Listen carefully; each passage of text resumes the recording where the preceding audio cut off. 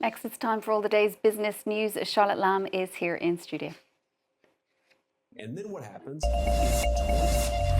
Hi, Charlotte. Good to have you with us. There's a major shake-up in Europe's auto industry. Ford and Renault joining forces. That's right, two industry heavyweights that really have the potential to shake up Europe's electric car market.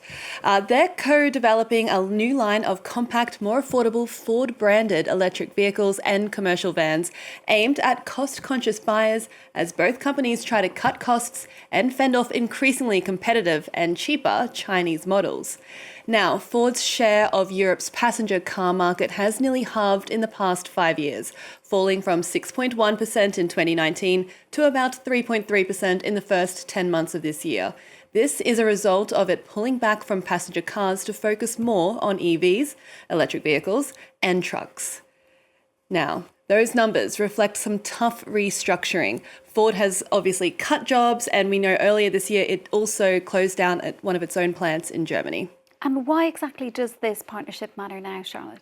Well, it's essentially a survival strategy for Ford. So what we know is that the Trump administration is rolling back its EV incentives in the US. Ford's juggling two expensive costs, keeping its traditional combustion engine business alive and investing into the next generation of electric vehicles.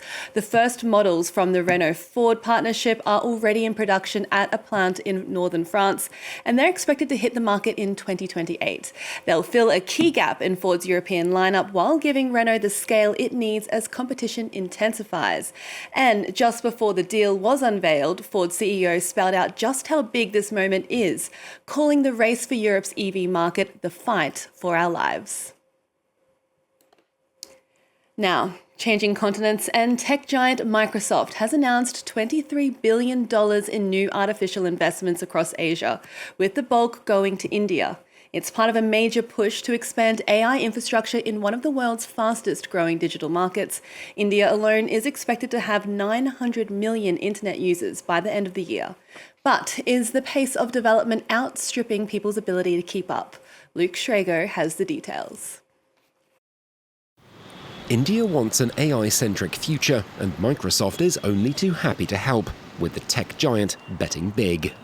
To support the country's ambitions, Microsoft is committing $17.5 billion, our largest investment ever in Asia, to help build the infrastructure, skills, and sovereign capabilities needed for India's AI-first future.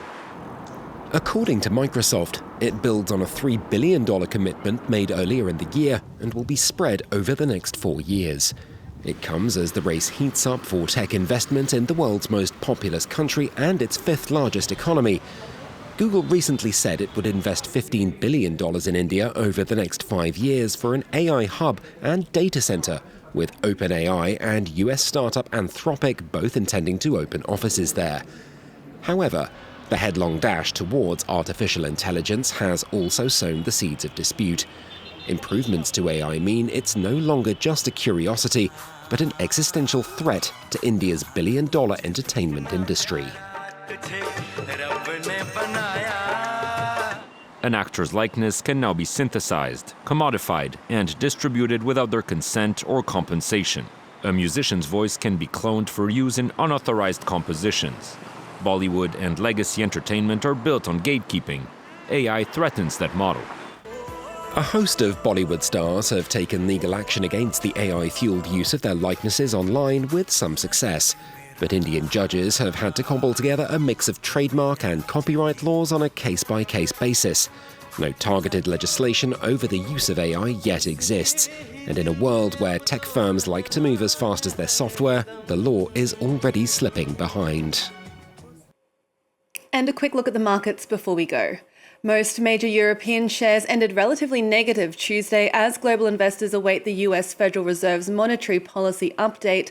London was up 0.33 while the DAX dipped slightly.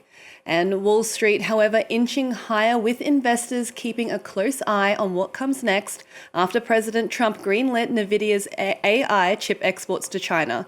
The S&P 500 was basically flat and hovering near its record high set in October. The Dow down by 142 points. That's roughly 0.3%. And Sharon, that's today's business news. Thanks so much for all of that. Charlotte Lamb there from our business desk.